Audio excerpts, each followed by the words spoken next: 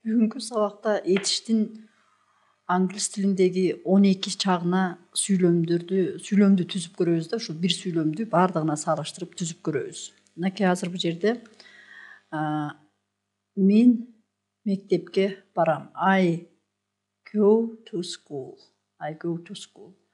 Демек бул I go to school жөнөкөй учурчакта турат да, жөнөкөй учурчакта.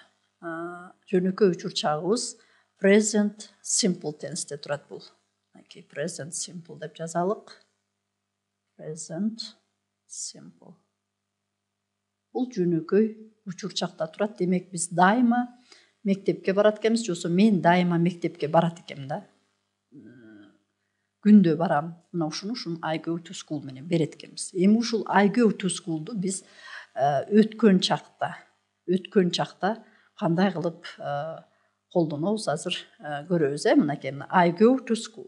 Эми ушуну past simple'га коюш керек болуп атат. Өткөн жөнөкөй учурга коюш керек болуп атат да. Ошону жөнөкөй учурга коюш үчүн кандай кылабыз? Демек, биз анда мындай дейбиз да. I демек андан кийин кайсы болот? Go, мынакей бул этиштин go этишинин өткөн чагын алабыз. Демек go, went, gone.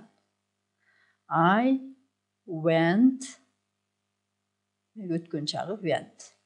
I went to school. I went to school.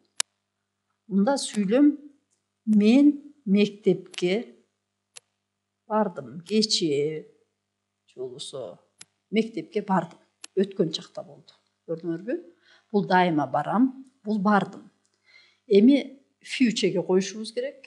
Жөнөкөй simple future деп коебуз, жөнөкөй келер чакка коюшубуз керек. Демек future деген сөзүбүз эмне экен? Келер чак. Мынакей бул future, бул келер чакка коюшубуз керек болуп атат. Демек келер чакта биз айтканбыз мурун. Will деген жардамчы этиштин жардамы менен түзүлөт деп. Демек I мени кайра коебуз. I жардамчы этишибиз will. I will go. Негизги этиш I will go to school. I will go to school. Демек, бул жерден көрдүңөр, жардамчы этиш will жана негизги этиш go менен түзүлдү. Мен мектепке барам. Бул пландалбай эле турган учурда мен мектепке барам деп айтсак, I will go to school. Кийинки present perfect деп турат. Мынакей карагыла present perfect. Демек, биз мурундагы айтканбыз perfect деген бүткөн, учурдагы бүткөн чак. Учурдагы бүткөн чак. Мынакей. Учурчакта present, учурдагы бүткөн чак десек. Демек, муну эми коюш үчүн perfect tense'терге дайыма жардамчы этиш have келет экен. Демек, I жардамчы этиш have келип атат. I have. Анан атоштуктун 3-чү формасы болгондо, мисалы үчүн go, went, gone. Бул жерге дагы ушу силерге белгилүү болуш үчүн мен бул жерге жазып коючу. Мынакей ушул туура эмес этиш go, анан went, gone. Go, went, gone. Демек, биз go'ду бул дайыма кайталанып туручу учурчакка алсак, went'ти болсо өткөн чакка алдык. Ал эми келер чакты will жана go'ду коюп туруп алдык. Эми учурдагы өткөн чакка have жардамчы этишти коюп туруп, анан бул 3-чү форманы алып келебиз. 3-чү форманы алып келет экенбиз да. I have gone. I have gone to school. I have gone to school. Демек, мен мектепке бардым. Жаңы эле барган учурду айта алат экенбиз ушу мененчи.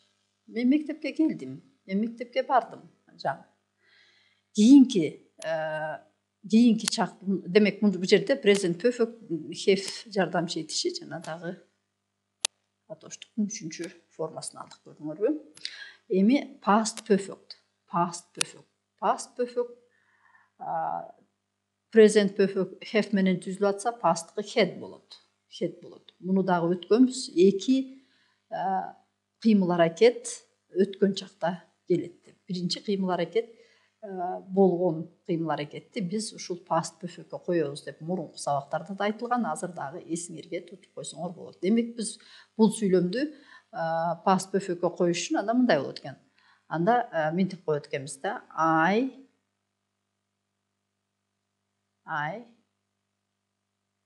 had gone. I had gone to school. I had gone to school.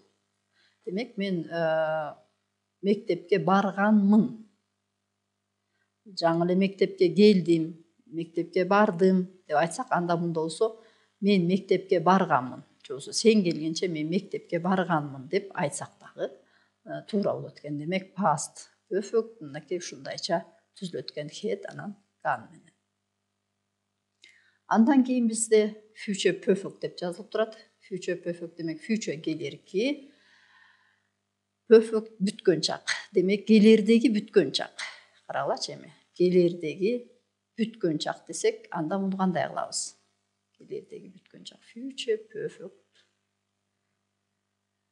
Демек бул келерки чак will'дын жардамы келиш керек. Will. Анан жардамчы этиш have келиш керек. Анан үчүнчү атоштуктун үчүнчү формасы келиш керек. Демек I will have